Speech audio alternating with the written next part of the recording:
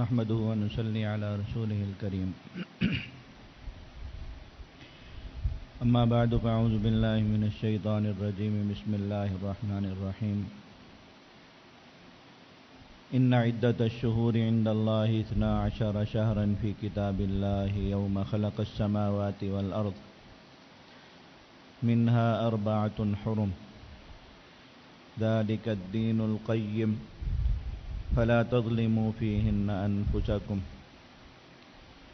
وعن أبي هريرة رضي الله تعالى عنه قال قال رسول الله صلى الله عليه وسلم خير الصيام بعد رمضان شهر الله المحرم وخير الصلاة بعد المكتوبة صلاة الليل.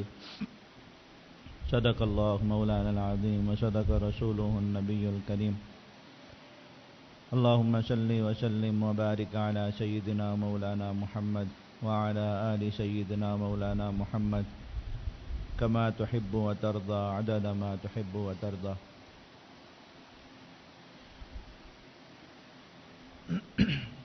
اللہ رب العزت نے ماہ و سال کا نظام انسانوں کی تخلیق سے بھی پہلے مقرر فرمایا. دن رات اور پھر ان دن راتوں کی گنتی، ان دنوں میں بعض دنوں کا دوسرے دنوں پر افضل قرار دیا جانا، پھر ان کی مہینوں میں ترتیب، سالوں میں ترتیب. میں اللہ رب العزت نے اس وقت مقرر فرمائی یوم خلق السماوات والارض، جس دن اللہ رب العزت نے زمین و آسمان کو پیدا فرمایا. اور اللہ رب العزت نے ان کی گنتی بھی مقرر فرما دی کہ یہ 12 شہرن 12 مہینے ہیں. اللہ رب العزت نے یہ مقرر فرما دیے. اور جب سے انسان پھر زمین پر آئے ہیں، اللہ رب العزت کا یہ بنا ہوا نظام چونکہ پہلے سے ہی موجود تھا، تو اللہ رب العزت نے انسانوں کو اسی نظام پر چلا دیا کہ فلاں فلاں دن ہیں اور ان دنوں میں فلاں دنوں سے افضل ہے، اور پھر یہ فلاں فلاں مہینے، اور اللہ رب العزت نے ان کی ترتیب مقرر فرما دی. اب اللہ تعالی جیسے انسانوں کے خالق ہیں اور خالق کی مرضی ہوتی ہے وہ اپنی مخلوق کو جیسا مقام اور مرتبہ دینا چاہے دے، وہ اپنی مخلوق کے بارے میں مختار کل. تو اللہ رب العزت نے اپنے بنائے ہوئے انسان، سارے انسان اللہ رب العزت کے بنائے ہوئے، ان میں سے بعض انسانوں کو بعض انسانوں سے افضل فرما دیا اور ان کو کچھ خاص مقامات، خاص مراتب عطا فرما دیے، اور باقی لوگوں کو جتلا دیا، بتا دیا کہ یہ بات ماننا اب ان کے ایمان کا حصہ ہے کہ اللہ کے بنائے ہوئے انسانوں میں سے بعض انسان دوسرے بعض انسانوں سے افضل. اور ایسے درجہ بدرجہ اللہ رب العزت نے حضرات انبیاء کرام علیہم السلام انہی انسانوں میں سے ہیں جو اللہ رب العزت نے بنائے. اللہ تعالیٰ نے باقی سارے انسانوں سے انہیں اونچا بنا دیا اور سب انسانوں کہا کہ اللہ کی بات ہے، ماننا پڑے گی کہ اللہ تعالیٰ کے بنائے ہوئے یہ انسان باقی انسانوں سے مقام اور مرتبے میں جدا ہے، ان کے مقام اور مرتبے کو ماننا پڑے گی. ایسے ہی پھر اللہ رب العزت نے انہی انسانوں میں سے صدیقین بنائے، انہی انسانوں میں سے شہداء بنائے، صالحین بنائے، جماعتیں بنا دی کہ انسانوں کی یہ جماعتیں عام انسانوں سے افضل ہیں، اور اس بات کو ماننا انسانوں کے ایمان کے لیے لازم. اللہ تعالیٰ کی اپنی تخلیق ہے، اللہ تعالیٰ اس میں جو فیصلہ فرمانا چاہے فرمائے. دن سارے اللہ رب العزت کے بنائے ہوئے، اللہ رب العزت کے امر سے، ارادے سے، حکم سے، کلمہ کن سے وجود میں آئے. اللہ رب العزت نے ان میں ایک دن کو سردار بنا دیا اور خود اعلان فرما دیا کہ اگرچہ باقی دنوں جیسا ہی ہے، باقی دنوں جتنا ہی ہے، نہ بظاہر ان سے کچھ بڑا ہے، نہ اس میں کوئی الگ خاص بات ہے، لیکن فرمایا کہ یہ 7 دن ہم نے بنائے، ان میں جمعہ کا دن اللہ رب العزت نے سردار بنا دیا. اب انسانوں کو ماننا ہے کیونکہ اللہ کی تخلیق ہے. ایسے ہی اللہ رب العزت نے جو مہینے مقرر فرمائے، مہینہ شریعت میں یا 30 دن کا ہوتا ہے یا 29 دن کا ہوتا ہے. 30 اور 29 دن کے ایک مجموعے کو شہر مہینہ کہا جاتا ہے. عربی زبان میں اس کو شہر کہتے ہیں، ہمارے ہاں اس کو مہینہ کہتے ہیں اردو میں. اب یہ سارے اللہ رب العزت کے بنائے ہوئے، سارے اللہ رب العزت کے مقرر فرمودہ ہیں. تو اللہ تعالیٰ نے اپنی اس تخلیق میں بھی اور اپنی اس مخلوق میں بھی بعض کو بعض سے افضل اور بعض کو بعض سے اونچا کر دیا۔ اللہ رب العزت کی مرضی ہے جیسا مقام عطا فرما دیا۔ بندوں کے لیے یہ دیکھنا ہے کہ اللہ رب العزت نے یہ جو ان میں مقام اور مرتبہ رکھ دیا اور جو اس میں فائدہ رکھ دیا، جو اس میں خاصیت رکھ دی، بندے کا کام یہ ہے کہ اب وہ اس کو حاصل کرنے کی کوشش اور فکر کرے اور محنت کرے۔ اللہ رب العزت نے 12 مہینوں میں سے رمضان کا مہینہ ایک عبادت کے لیے مخصوص فرمایا، اس کو ایک الگ شان عطا فرما دی۔ ذوالحجہ کا مہینہ ایک عبادت کے لیے مخصوص فرمایا کہ اللہ نے اس میں حج جیسا فریضہ رکھا، تو اس کے جو ایام ہیں اس کو اللہ رب العزت نے ایک الگ شان عطا فرما دی اور فرما دیا کہ یہ افضل ایام الدنیا ہے، دنیا میں جتنے بھی دن آتے جاتے رہیں گے قیامت تک، ان میں سب سے زیادہ فضیلت والے دن ہی عشرہ ذوالحجہ ہے۔ ایسے ہی اللہ رب العزت نے ان 12 مہینوں میں سے ایک مہینے کی نسبت اپنی ذات کی طرف فرمائی کہ یہ اللہ کا مہینہ ہے۔ اور یہ بات کس نے بتائی؟ اللہ تعالیٰ کے نمائندے، اللہ تعالیٰ کے پیغمبر حضرت محمد الرسول اللہ صلی اللہ علیہ وسلم نے، کہ ان مہینوں میں سے ایک مہینہ ہے جو اللہ تعالیٰ نے اپنی ذات کی طرف منسوب فرما لے کہ وہ شہر اللہ ہے، شہر اللہ، اللہ کا مہینہ ہے۔ کون سا مہینہ؟ یہ جس سے مسلمانوں کا اسلامی سال شروع ہوتا ہے، محرم کا مہینہ۔ اللہ رب العزت نے اس کو شہر اللہ اپنی طرف اس کی نسبت فرمائی۔ حضرت ابو ہریرہ رضی اللہ تعالیٰ فرماتے ہیں کہ ایک شخص نبی کریم صلی اللہ علیہ وسلم کی خدمت میں آئے اور کہا یا رسول اللہ مجھے بتائیے رمضان کے علاوہ اور کس مہینے میں روزے رکھنے کی خاص فکر کیا کروں، خاص اہتمام کیا کروں؟ رمضان کے روزے تو فرض ہیں، وہ ہر مسلمان کو رکھنے ہی رکھنے، تو ہر مسلمان ان کا اہتمام کرتا ہے، وہ اللہ رب العزت کی طرف سے ایک فریضہ ہے۔ باقی پورے سال کے کسی دن کا بھی روزہ اللہ رب العزت نے لازم نہیں فرمایا۔ روزے کی فضیلت رکھی ہے، اس کی ترغیب اللہ کے نبی صلی اللہ علیہ وسلم نے زبانی بھی ارشاد فرمائی، اپنے عمل سے بھی ارشاد فرمائی کہ حضرت آقا صلی اللہ علیہ وسلم بعض اوقات حضرت ام سلمہ رضی اللہ تعالیٰ عنہ فرماتی، حضرت سیدہ عائشہ رضی اللہ تعالیٰ عنہ کے نبی کریم صلی اللہ علیہ وسلم بعض مہینوں میں روزے رکھنا شروع کر دیتے تھے تو ایسے لگتا تھا کہ اس مہینے کا کوئی دن بھی آپ ناغہ نہیں فرمائیں گے روزے کا۔ اور مرد مرتبہ فرمایا کہ روزے نہیں رکھتے تھے تو ایسا لگتا تھا کہ اس مہینے کا کوئی دن بھی روزہ نہیں رکھیں گے، یعنی مسلسل کئی دن روزے نہیں رکھتے تھے، اور پھر مسلسل کئی دن اللہ کے نبی صلی اللہ علیہ وسلم روزے رکھتے تھے۔ پھر نبی کریم صلی اللہ علیہ وسلم نے ہر مہینے کے جو درمیانی ایام ہیں ان کے روزوں کی خاص فضیلت بیان فرمائی کہ ہر مسلمان کم از کم ہر مہینے میں 3 روزے ضرور رکھ لیا کرے۔ اور حکمت اس میں کیا ہے کہ اللہ رب العزت کے ہاں چونکہ ہر عمل 10 گنا بڑھتا ہے، تو جو شخص 3 دن کا روزہ رکھے گا گویا اس کے 30 دن کے روزے ہو گئے۔ اللہ رب العزت تو ہر مہینے کا روزہ رکھنے والا شمار ہو جائے۔ تو حضرت آقا صلی اللہ علیہ وسلم نے ان روزوں کا اہتمام فرمایا، پھر بسا اوقات ہفتے میں 2 روزے، کبھی کبھار ہفتے میں 3 روزوں کا خصوصیت کے ساتھ اہتمام، میں نے بہت زیادہ روزے رکھ کے ترغیب دی، اور روزے رکھنے والوں کو اتنی بڑی بشارت دی جو نفل روزے رکھتے ہیں۔ فرمایا کہ اللہ تعالیٰ نے جنت کا ایک پورا دروازہ ان لوگوں کے لیے خاص کیا جو پورا سال اللہ رب العزت کی رضا کے لیے روزے رکھتے رہتے ہیں، ان کا کوئی مہینہ اللہ رب العزت کی خاطر روزوں سے خالی نہیں جاتا، وہ پیاس برداشت کرتے اللہ رب العزت کی خاطر ہر مہینے۔ اللہ رب العزت نے جنت کے ایک دروازے کا نام ان کے لیے خاص رکھ دیا، یہ باب الریان ہے۔ وہ قیامت کے دن روزے داروں کو پکارے گا کہ گرمیوں میں سردیوں میں روزے رکھنے والے آئیں اور مجھ سے جنت میں داخل ہو جائیں۔ لیکن کسی دن کا روزہ لازم نہیں فرمایا پورے سال میں رمضان کے علاوہ۔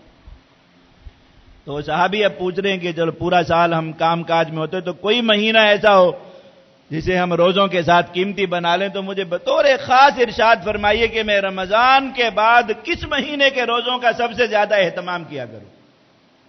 تو اللہ کے نبی صلی اللہ علیہ وسلم نے فرمایا کہ افضل الصیام، ایک روایت میں خیر الصیام بعد رمضان شہر اللہ المحرم، رمضان المبارک کے بعد سب سے بہترین اور سب سے افضل ترین روزے اللہ کے مہینے محرم کے، اللہ کے مہینے محرم۔ اس مہینے کی نسبت کس کی طرف فرما دی؟ اللہ رب العزت کی طرف، کہ اللہ تعالیٰ کے ہاں بڑا پیارا مہینہ، خاص مہینہ۔ ایک خصوصیت تو حضرت سیدنا ابراہیم علیہ السلام کی شریعت سے چلی آ رہی اس مہینے، اور وہ قرآن مجید میں بھی بیان ہوں گے۔ اللہ تعالیٰ نے فرمایا کہ 12 مہینے مقرر فرمائے ہیں، منہا 4 حرم، ان میں 4 مہینے بڑی خاص عزت اور احترام والے ہیں. 4 مہینے مسلمانوں میں بہت ہی احتیاط کے ساتھ اگر عرض کروں 95-96% مسلمان ایسے ہوں گے، ان سے پوچھ لیں وہ 4 مہینے کون سے ہیں جو اللہ رب العزت نے خصوصی احترام والے بنائے، کسی کو پتہ نہیں ہوگا. اور کوئی اگر گنتی شروع کرے گا تو کیا کہے گا؟ سب سے پہلے نمبر پہ رمضان، کہ ہر مسلمان کو اس کے احترام کا پتہ ہے، باقی پتہ ہے. حالانکہ رمضان ان مہینوں میں نہیں، اس کی الگ فضیلت. ایک ایسا حکم ہے شریعت کا جو اللہ تعالیٰ نے قرآن مجید کا حصہ بنایا سورۃ التوبہ میں، کہ 12 مہینے ہیں، ان میں 4 مہینے 4 مہینے حرم، بہت خاص احترام والے اور بہت خاص عزت والے اللہ رب العزت کیا ہے. اور ان میں سب سے کرنے کا سب سے خاص عمل جو اللہ رب العزت تاکید فرما رہے ہیں وہ کیا ہے؟ فَلَا تَظْلِمُوا فِيهِنَّ أَنفُسَكُمْ، ان مہینوں میں گناہ نہ کیا کرو. اس لیے کہ جس چیز کی کوئی خاص حرمت اور خاص عزت ہوتی ہے اس جگہ پہ غلطی برداشت نہیں کی جاتی. دیکھو یہ جو مکہ مکرمہ میں ایک خاص علاقہ ہے جس کو حرم کہتے ہیں. حرم کا مطلب کیا ہے؟ کہ اس کا ایک خاص احترام ہے اللہ رب العزت کے. اب وہاں جیسے اللہ رب العزت اس کو ایسے یہ احترام اللہ رب العزت نے عطا فرمایا، یہ عزت عطا فرمائی کہ کوئی انسان وہاں چھوٹی بڑی کوئی نیکی کرے، انسانوں کی کرنسی کی قدر وہاں جا کے بڑھ گئی، اعمال کی کرنسی کی قدر اتنی اونچی ہو گئی کہ باقی سارے روئے زمین پر جو عمل 1 کا بدلہ 10 ہے. آپ اس علاقے میں داخل ہوئے، آپ کے قدم وہاں گئے، اللہ رب العزت کی مہمانی میں آپ آگئے تو آپ کے اعمال کی قدر اتنی زیادہ بڑھ گئی کہ میں ہر چھوٹا بڑا عمل وہاں پہ 1 لاکھ گنا زیادہ ہوتا. اللہ رب العزت کیا تولتا ہے؟ حرم ہے نا، حرم اللہ تعالیٰ کی خاص جگہ ہے، احترام والی جگہ. اور ایسے ہی اگر کوئی آدمی وہاں پہ غلطی کرے، وہاں پہ گناہ کرے، وہاں پہ اللہ رب العزت کو ناراض کرنے والا عمل کرے تو اس کی جو ہے وہ بربادی کا بھی کوئی حساب کتاب نہیں. تاکہ دیکھو کہ ساری روئے زمین پر جتنے حلال جانور ہیں اللہ رب العزت نے ان کا شکار ہر وقت انسانوں کے لیے حلال فرمایا، لیکن ایک جانور ان میں سے حرم میں رہتا ہے، حرم میں اس کا ٹھکانہ اللہ نے وہاں بنا دیا. اب اس کو نہیں مار سکتا کوئی شخص. اور حلال کیا، وہاں پہ ایسا جانور جو حرام ہے جسے آپ کھا نہیں سکتے شکار کر کے، تو آپ اس کو شکار کرنا ویسے ہی پسند نہیں کرتے. اللہ کے حرم میں رہتا ہے تو اتنا معزز ہے، اتنا مکرم ہے، اتنا اونچا ہو گیا کہ اس کو بھی وہاں مارنے کا جرمانہ لگے گا. حاجی پہ، اللہ کے مہمان پہ جرمانہ لگے گا. قرآن مجید میں پورا مسئلہ بیان فرما دیا کہ کوئی جانور ماریں گے اس کا بدلہ دینا پڑے گا وہاں. کیوں؟ وہ جانور کس جگہ پہ رہتا ہے؟ حرم میں. وہ خاص جگہ ہے تو وہاں پہ اس غلطی کی بھی برداشت نہیں. تو ایسے ہی سمجھو کہ اللہ تعالیٰ نے جو یہ خاص عزت والے 4 مہینے مقرر فرما دیے تو بطور خاص ایک چیز کی تاکید فرمائی کہ دیکھو چونکہ ان کا تمہارے خالق و مالک کے ہاں ایک مقام ہے، ایک اعزاز ہے، ایک عزت اور مرتبہ ان مہینوں کا، تو اللہ رب العزت ان میں غلطی کو برداشت نہیں فرماتے. فَلَا تَظْلِمُوا فِيهِنَّ أَنفُسَكُمْ، بس ہوشیار رہو، اپنے اوپر ظلم مت کر بیٹھو.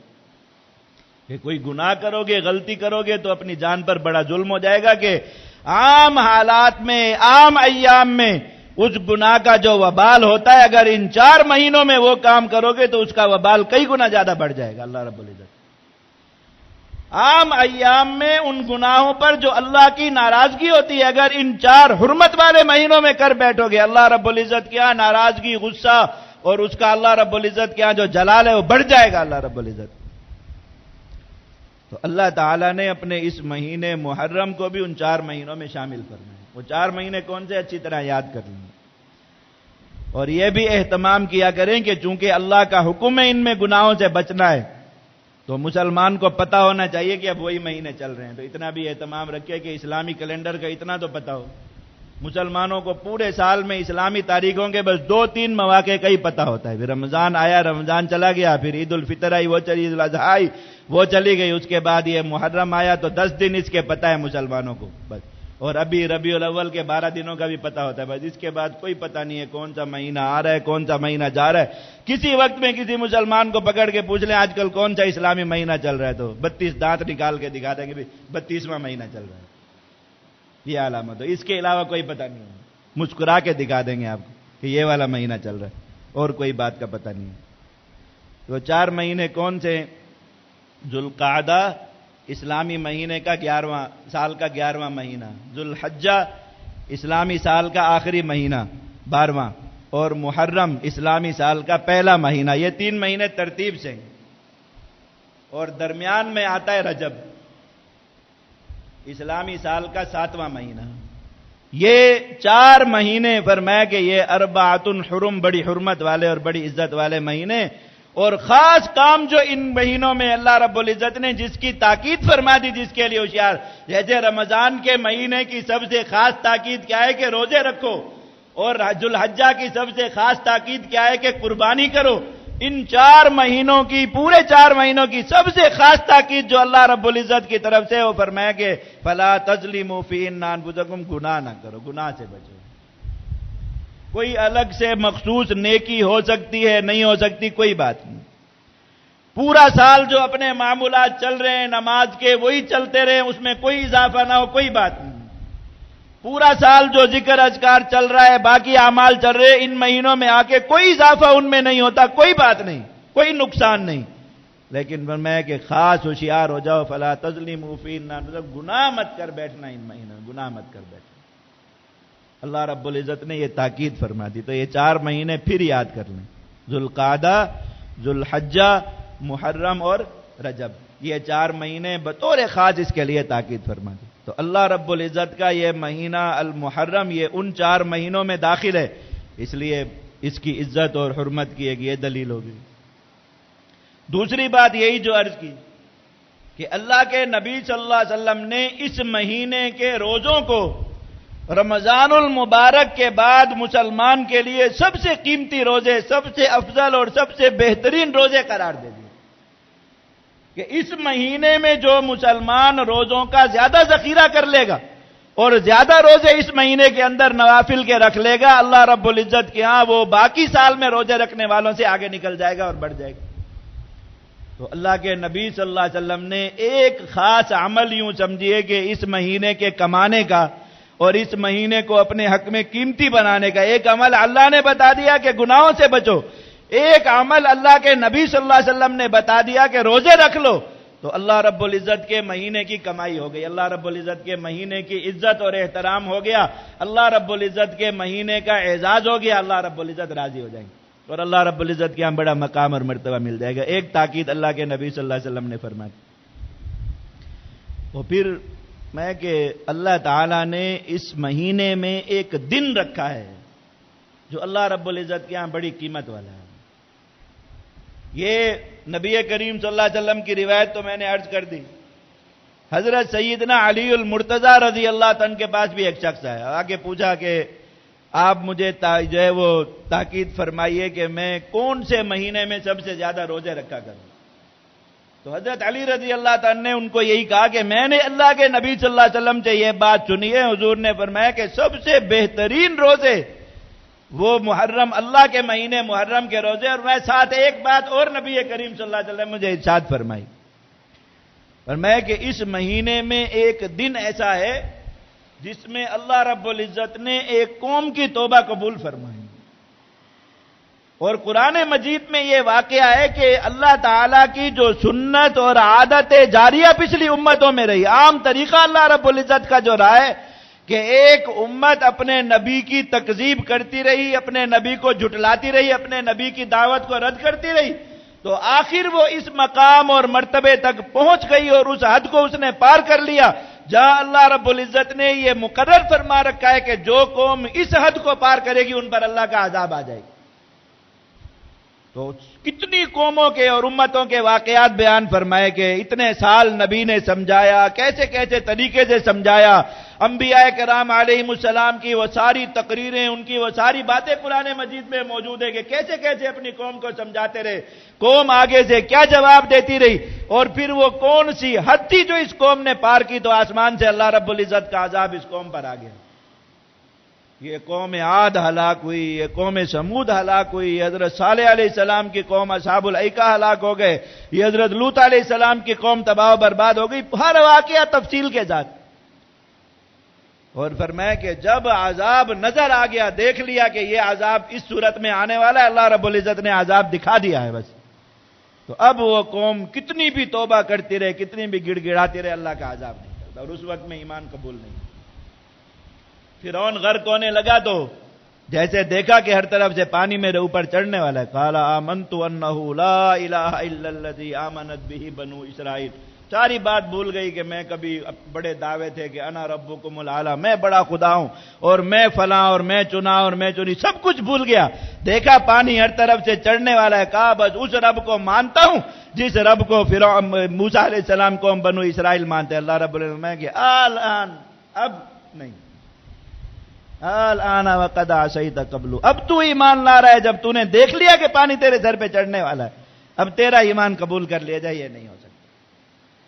تو اللہ رب العزت کی ایک سنت جاریہ ہے اور عادت ہے کہ جب عذاب نظر آ جائے تو جو ہے عذاب ٹلتا نہیں ہے، لیکن اللہ تعالیٰ نے ایک قوم کو استثناء دیا، اس کا واقعہ قرآن مجید میں بیان فرما دیا کہ اس قوم نے دیکھ لیا کہ عذاب آ گیا سامنے، کالا بادل آیا، پتا تھا اس بادل میں اللہ رب العزت نے ایسی بارش بھیجی ہے جو اس قوم کو بالکل تباہ و برباد کر دے گی، ختم کر دے گی، اور نبی بتا چکے کہ بس اب تم نے حد پار کر لی، دیکھو اللہ رب العزت کا عذاب آ رہا ہے۔ انہوں نے دیکھ لیا اللہ رب العزت کا عذاب سر پہ آ رہا ہے، الا قوم یونس، حضرت یونس علیہ السلام قوم کو اللہ نے جو ہے استثناء دے دیا، لما آمنوا کشفنا عنہم عذاب الخزی فی الحیات الدنیا، انہوں نے عذاب دیکھ کر ایمان قبول کر لیا، اللہ رب العزت نے معاف فرما دیا۔ اللہ تعالیٰ قادر ہے، اللہ تعالیٰ پابند تھوڑی، جس کو چاہیں معاف فرمائیں، جس کو چاہیں اپنی سنت کے مطابق اس کے ساتھ معاملہ فرمائیں، اللہ تعالیٰ کسی چیز کے پابند نہیں۔ تو جس کا قبول نہیں فرمایا ایمان عذاب دیکھنے کے بعد، وہ بھی اللہ کی مرضی، جس کا قبول فرما لیا اللہ کی مرضی، لیکن ایک ہی قوم کو استثناء ملا۔ حضرت علی رضی اللہ تعالیٰ فرماتے ہیں کہ مجھے نبی کریم صلی اللہ علیہ وسلم نے یہ بات ارشاد فرمائی کہ یہ وہ دن ہے جو محرم میں اللہ رب العزت نے خاص دن رکھا ہے، اللہ تعالیٰ نے اس دن اپنی عام سنت اور عام عادت کے خلاف ایسا معاملہ فرمایا کہ عذاب نازل ہو جانے کے بعد اٹھا لیا، اور عذاب دیکھ کر ایمان لانے والی اور توبہ کرنے والی قوم کی توبہ قبول فرما لی۔ میں اس امت کے لیے بڑی امید ہے، کوئی آدمی اب ایسے گناہوں میں غرق ہو چکا کہ اپنی توبہ سے اور اپنی معافی سے نا امید ہو چکا ہو، اس دن وہ بھی اللہ رب العزت کو اللہ تعالیٰ کے اسی جو ہے وہ عمل کا واسطہ دے کہ اللہ رب العزت سے معافی مانگ لے، اللہ تعالیٰ معاف فرما دے۔ تو وہ دن کی بڑی خاص اہمیت ہے اس میں خدین، اور وہ دن ایسا ہے کہ پچھلی جتنی بھی امتیں گزری ہیں، جتنی بھی امتیں بڑی جن کے واقعات قرآن مجید میں ہیں، ہر امت کو اللہ رب العزت نے اس دن میں کوئی نہ کوئی انعام ایسا عطا فرمایا، اور کوئی نہ کوئی ایسا خیر کا معاملہ اس امت کے ساتھ فرمایا کہ ہر امت کے اندر وہ دن جو ہے وہ مبارک تصور کیا جانے لگے۔ حضرت سیدنا آدم علیہ السلام سے لے کے نبی کریم صلی اللہ علیہ وسلم سے پہلے تک جتنے انبیاء ہیں، جتنی امتیں اس میں گزری ہیں، اللہ رب العزت نے تقریباً ہر امت کے ساتھ اس دن میں کوئی ایسا معاملہ فرمایا۔ پیچھے سے ایک نقل چلی آ رہی ہے متواتر، میں اللہ تعالیٰ نے حضرت آدم علیہ السلام کی توبہ اس دن میں قبول فرمائی۔ آدم علیہ السلام جو انسانیت کی بنیاد ہے، ابتدا ہے، اتنا بڑا مسئلہ ان کو درپیش ہو گیا کہ اللہ رب العزت کی ناراضگی کا خوف ان پر طاری ہو گیا، اللہ رب العزت نے اس دن میں ان کی توبہ قبول فرمائی۔ اللہ رب العزت نے حضرت نوح علیہ السلام کی کشتی کو اس دن میں جو ہے وہ جبل جودی پر لگایا، اور اس کے بعد یہ زمین پر جو پانی کا عذاب آ گیا تھا کہ سارا روئے زمین اللہ رب العزت نے پانی کے عذاب میں بہا دیا تھا، اللہ رب العزت کے حکم سے یہ عذاب واپس ہو گیا اور زمین نے اپنا پانی واپس چوس لی، پانی زمین کے اندر چلا گیا، سمندروں کے اندر چلا گیا، اور زمین پر سے یہ وبال ٹل گیا۔ تو نوح علیہ السلام پر بھی اللہ رب العزت نے اس دن یہ احسان فرمایا ان کی امت پر۔ حضرت سیدنا ابراہیم علیہ السلام کو اللہ رب العزت نے آگ کو اس دن ان پر گلزار بنایا اور انہیں خلیل اللہ کا مقام اور منصب عطا فرمایا، وہ بھی یہی دن تھا۔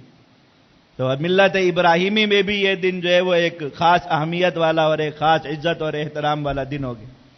حضرت موسیٰ علیہ السلام کو اللہ رب العزت نے فرعون سے اس دن نجات عطا فرمائی، اس لیے یہود کے ہاں ہمیشہ سے یہ دن مقدس چلا آ رہا تھا، اور مدینہ منورہ میں اللہ کے نبی صلی اللہ علیہ وسلم جب تشریف لائے تو یہود کو دیکھا کہ وہ اس دن کی بڑی تعظیم کرتے اور اس کا روزہ رکھتے۔ تو ان کے ہاں ایک بات ان کی کتابوں میں اور ان کے ہاں ایک نقل سے چلی آ رہی تھی ہمیشہ سے نسل در نسل کے، فرعون جیسی جو ہے وہ جابر قوت سے اللہ رب العزت نے پوری قوم کو غلامی سے جو نجات عطا فرمائی، اور فرعون کو اللہ رب العزت نے ہلاک فرما دیا، غرق فرما دیا، وہ اللہ تعالیٰ نے یہی اسی دن میں وہ عمل بھی جو ہے وہ سر انجام دیا۔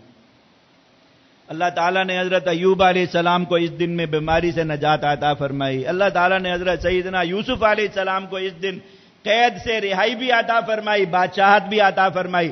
اللہ رب العزت نے اس دن میں حضرت یونس علیہ السلام کی قوم کی توبہ قبول فرمائی۔ اللہ رب العزت نے حضرت عیسیٰ علیہ السلام کی دشمنوں کے خلاف اسی دن مدد فرمائی۔ یہ سارے کے سارے واقعات جو ہے وہ پچھلی امتوں میں اسی طرح توارث کے ساتھ نقل ہوتے چلے آ رہے ہیں۔ تو ہر امت کے ہاں یہ جو عاشور کا دن کہلاتا ہے، یعنی 10 محرم الحرام کا دن، یہ ساری امتوں میں اللہ رب العزت نے اس کو ایک مقام اور مرتبہ اور بلندی عطا فرمائی۔ تو ہر امت کے ہاں یہ ایک عظمت والا دن خاص۔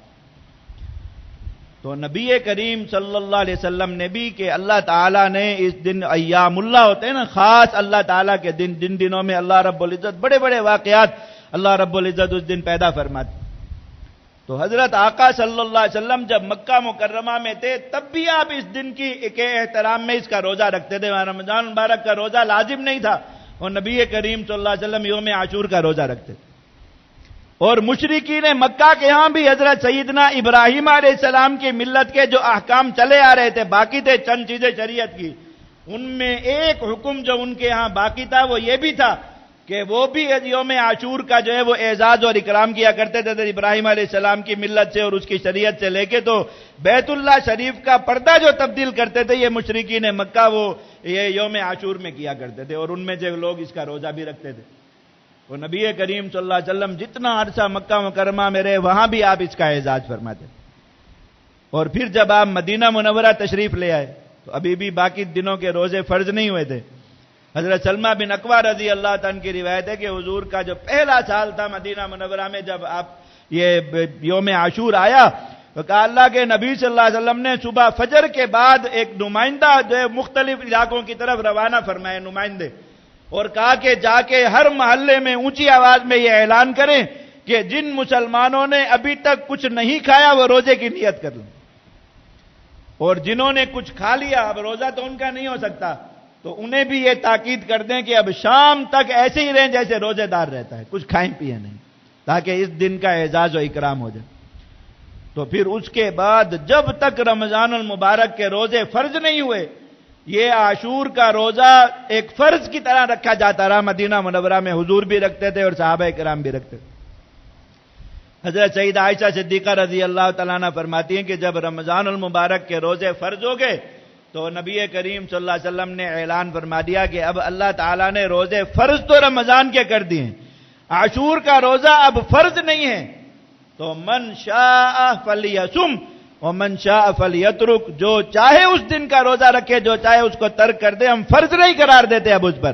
لیکن اللہ کے نبی صلی اللہ علیہ وسلم نے 7 فضیلت بیان فرمایا کہ صوم یوم عاشوراء احتسب علی اللہ ان یکفر السنۃ التي قبلها، اللہ تعالیٰ سے بہت مجھے امید ہے اس بات کی کہ جو شخص یوم عاشور کا روزہ رکھتا رہے گا اللہ رب العزت اس کو 1 سال کا ثواب اس میں عطا فرمائیں گے، نبی کریم صلی اللہ علیہ وسلم نے فرمایا۔ اور پھر آپ کا پورا آخری سال تک معمول رہا کہ آپ نے محرم کا روزہ رکھا یوم عاشور کا۔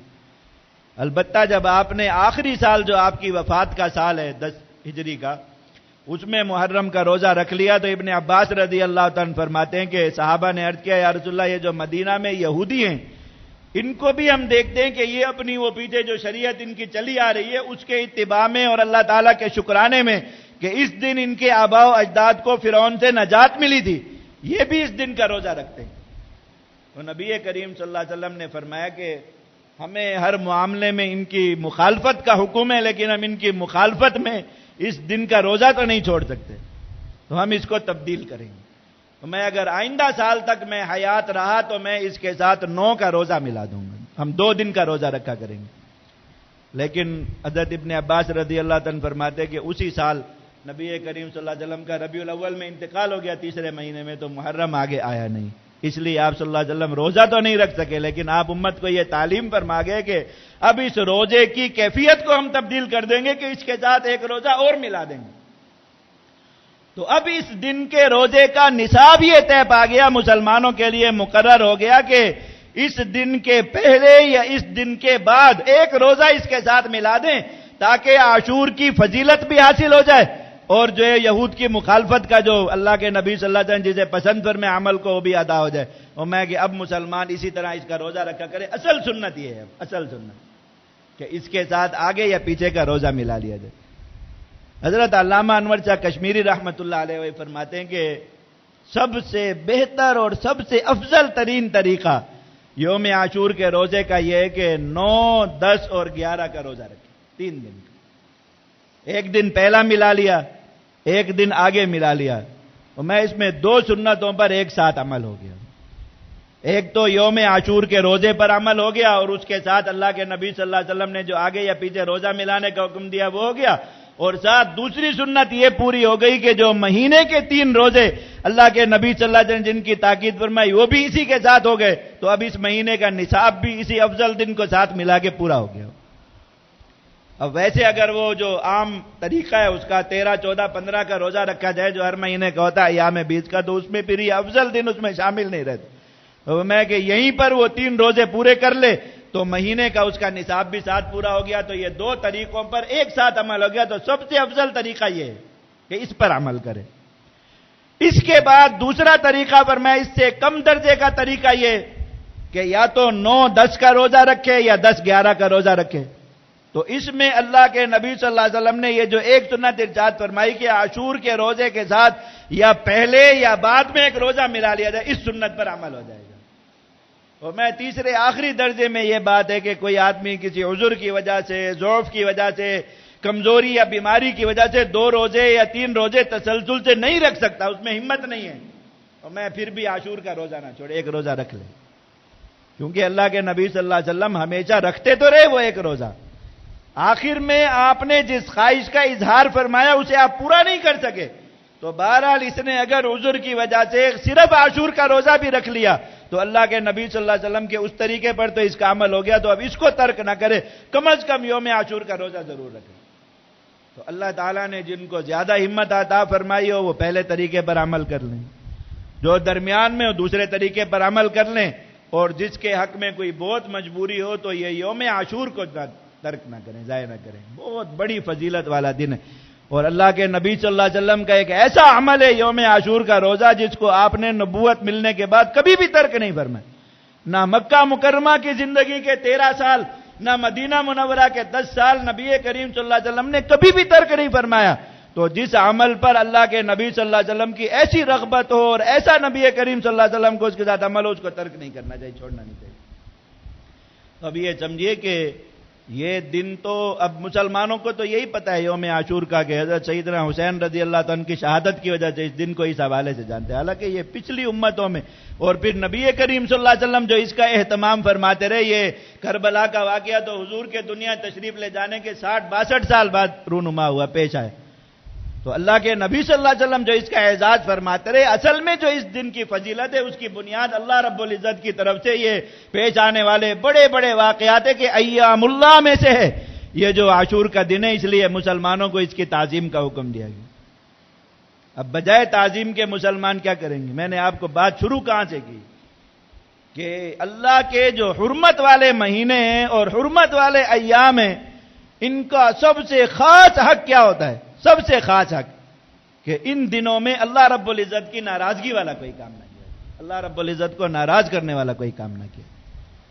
تو دین میں کسی بات کو اپنی طرف سے دین بنا کے شامل کر دینا، اپنی طرف سے دین بنا، ایک بات اللہ سے، اللہ کے رسول سے دین کے طور پر ثابت نہیں، اس کو دین بنا کے، دین کا حصہ بنا کے اس پر عمل کرنے لگ جانا، اتنا برا عمل ہے اللہ اور اس کے رسول کی نظر میں، اتنا برا عمل ہے کہ اللہ کے نبی صلی اللہ علیہ وسلم نے فرمایا کہ بدعتی یعنی دین میں کوئی معاملہ گھڑ کے اس کو خود دین کا حصہ بنا دینے والا شخص، وہ تو اللہ کے ہاں اتنا برا ہے ہی ہے، اس کی شناعت تو حد بیان سے ہی باہر ہے۔ فرمایا کہ جو شخص کسی ایسے آدمی کی عزت اور احترام بھی کرے جس نے اللہ کے دین میں کوئی بات گھڑ کے شامل کر رکھی ہے، فرمایا اس کا بھی میرے دین سے کوئی تعلق نہیں ہے۔ اور جس نے کسی صاحب بدعت کی، فرمایا کہ عزت اور احترام کیا، اس نے دین کو ڈھانے پر اس کی مدد کی۔ سوچئے کہ اللہ کے دین میں کوئی بات شامل کرنا اللہ اور اس کے رسول کے ہاں کتنا برا عمل ہے، کتنا برا ہے۔ اللہ کے نبی صلی اللہ علیہ وسلم کے جو خطبات منقول ہیں، تقریباً اکثر خطبوں میں نبی کریم صلی اللہ علیہ وسلم کو جو تعلیمات فرمائی، ان میں ایک تعلیم اکثر خطبوں میں ملتی ہے، مَا إِنَّ كُلَّ مُحْدَثَةٍ بِدْعَةٍ وَكُلَّ بِدْعَةٍ ضَلَالَةٍ وَكُلَّ ضَلَالَةٍ فِي النَّارِ۔ جس نے کوئی بات اپنی طرف سے گھڑ کے دین میں شامل کی، وہ شخص گمراہی میں پڑا، اور ہر گمراہی انسان کو جہنم میں ڈالنے والی، ہر گمراہی جہنم کی طرف لے جانے والی۔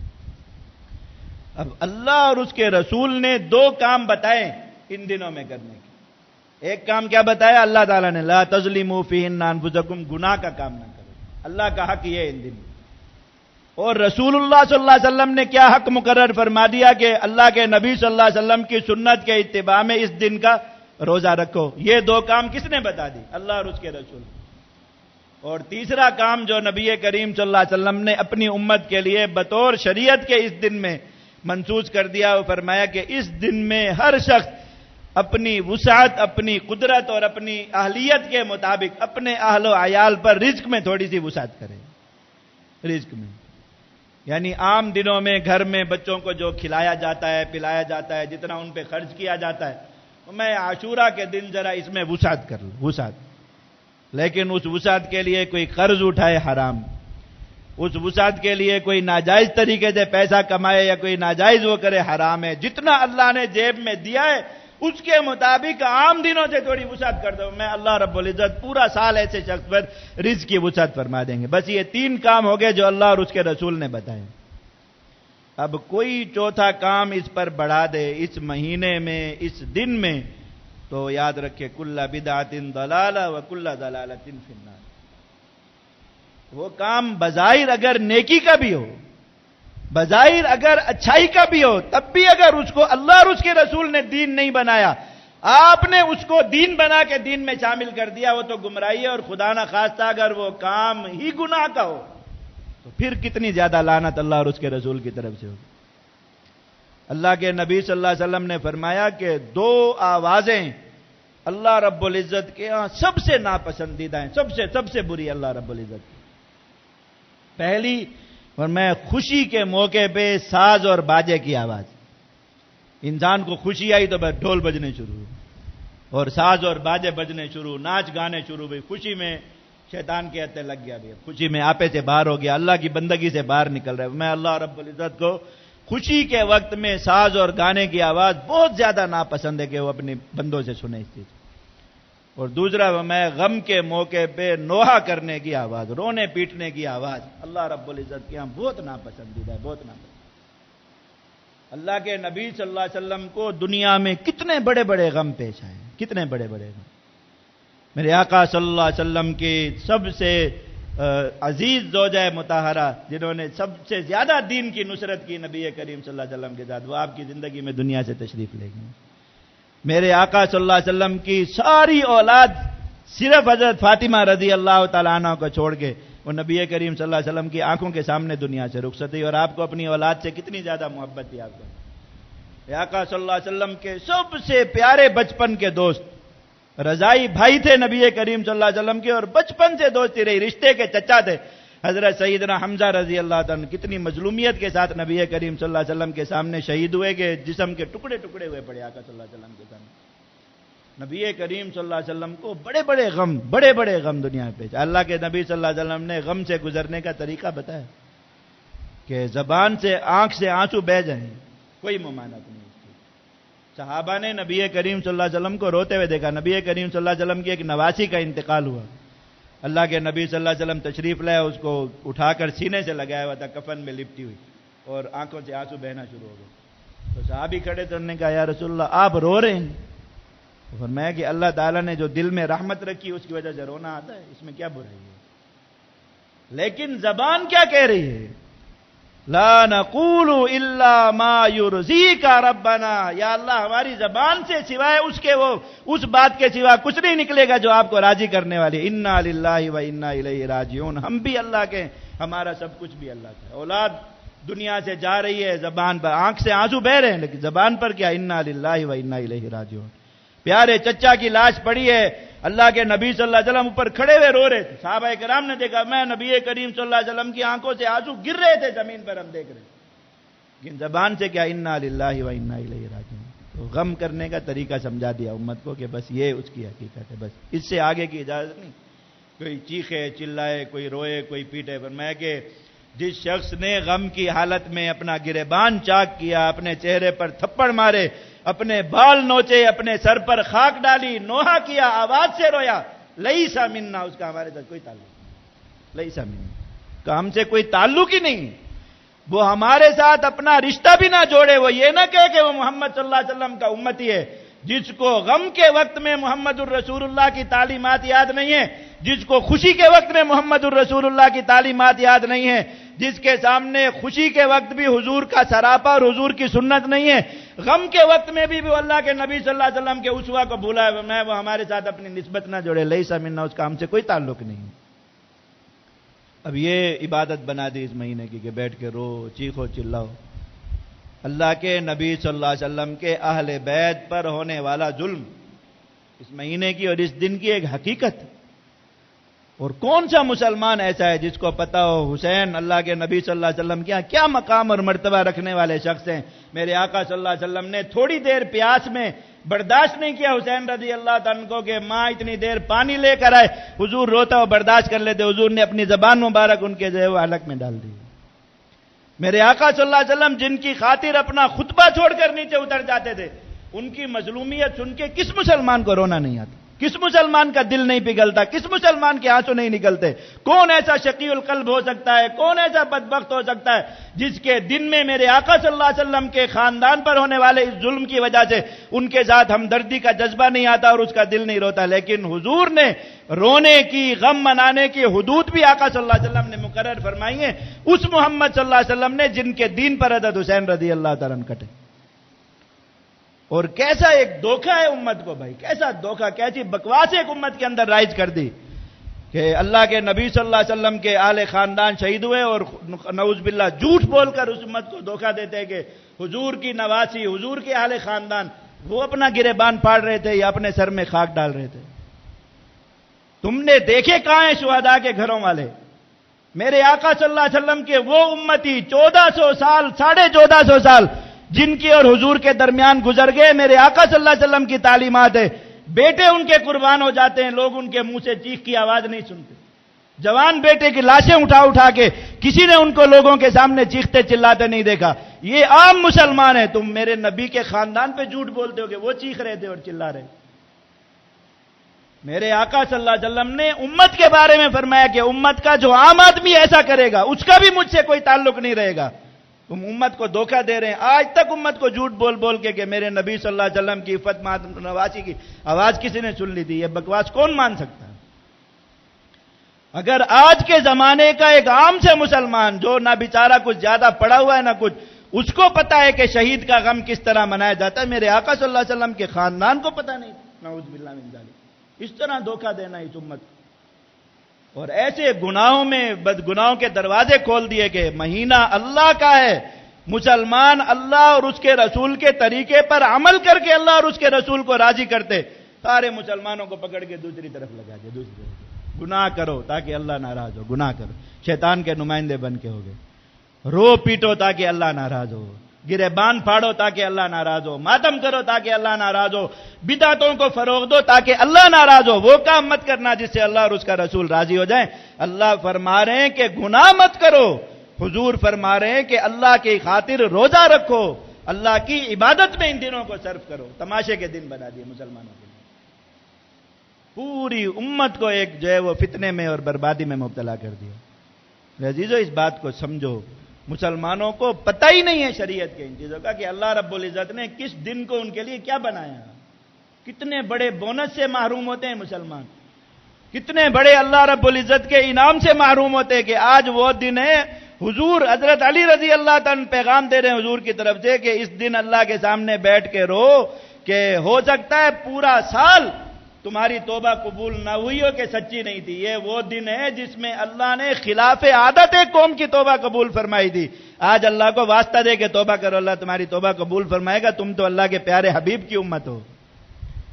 अल्लाह अगर हजरत यूनुस अलैहिस्सलाम जो अल्लाह के नबी है उनकी उम्मत पर इस दिन इतनी खास रहमत फरमा सकते हैं, अपने हबीब सल्लल्लाहु अलैहि वसल्लम की उम्मत पर कैसी रहमतें अल्लाह रब्बुल इज्जत इस दिन फरमाएंगे। कोई मुसलमान बैठे तन्हाई में, कमरा बंद करे, मुसल्ले पे अल्लाह के सामने सर रख के रोए तो सही, या अल्लाह में माफी मांगने के लिए। देखिए अल्लाह ताला की रहमत के दरवाजे कैसे खुलते हैं। लेकिन तमाशे का दिन है मुसलमानों के लिए। इतनी बड़ी अजीम फजीलत से मुसलमानों को महरूम करके रख दिया। जो करते हैं करने दीजिए, छोड़िए, किसी के कोई पीछे नहीं, कोई किसी का जाके हाथ नहीं पकड़। लेकिन अपने पास इस हकीकत को समझिए, अपने पास इस हकीकत। और अल्लाह के नबी सल्लल्लाहु अलैहि वसल्लम के अहले खानदान का गम है और हर मुसलमान को होना चाहिए। तो जैसे इंसान अपने बड़ों का गम करता है, शरीयत के मुताबिक बैठ के तन्हाई में उनके लिए कुछ पढ़ो, उनके लिए कुछ भेजो, उनके लिए कुछ अल्लाह के सामने आंसू बहाओ, कुछ उनसे अल्लाह के सामने अपनी अल्लाह को बताओगे ना कि अहले बैत से मोहब्बत है तो काम आएगी। चीख चीख के दुनिया को बताते रहो, दुनिया ने क्या देना इस पर कि अहले बैत के गम में मर रहे हैं। ये किसको बताना है कि हमें आले बैत से मोहब्बत है? अल्लाह और उसके रसूल के सामने साबित करना है ना, वो तन्हाइयों में साबित होते हैं। ये मामले तन्हाइयों में तय होते हैं, जो अल्लाह और उसके रसूल के साथ जो ताल्लुकात और मुआहदे और जो आद पे मिसाक तय होते हैं, ये अकेले में तय होने वाली चीजें, सड़कों पे चीख चीख के चिल्ला चिल्ला के गिरेबान फाड़ फाड़ के तय होने वाली चीजें नहीं है, याद रखिए। तो फिर उस तरह अल्लाह को बैठ के राजी करें। तो अजीजान गिरामी, मुहर्रम बड़ा फजीलत वाला महीना है, पूरा महीना ही बहुत फजीलत वाला है। जब तक खत्म नहीं हो जाता अल्लाह रब्बुल इज्जत को राजी करने की कोशिश करें। एक हक बता दिया किसका है? अल्लाह का, जो अल्लाह ने खुद मुकर्रर फरमा दिया। वो क्या है कि कोई ऐसा काम मत करो जो अल्लाह और उसके रसूल के यहाँ नापसंदीदा है। दूसरा हक मेरे आका सल्लल्लाहु अलैहि वसल्लम ने फरमाया कि रमजान के बाद जो कीमती तरीन रोजे रख के जन्नत के उस दरवाजे को अपने लिए बुक कराना चाहे जिसका नाम बाबुर रैयान है, तो सबसे बेहतर महीना, सबसे अफजल महीना उसके लिए कि वो मुहर्रम में खूब रोजे रखे। और तीसरी चीज अल्लाह के नबी सल्लल्लाहु अलैहि वसल्लम ने घर वालों से मुताल्लिक इरशाद फरमा दी कि यौम आशूर के दिन अपने घर पर जायज, हलाल और अपने असबाब के तहत वुसअत करे। अल्लाह रब्बुल इज्जत पूरा साल बरकत अता फरमाए। अल्लाह रब्बुल इज्जत हम सबको अपनी रज़ा नसीब फरमाए। व आखिर दावाना अनिल हम्दुलिल्लाहि रब्बिल आलमीन।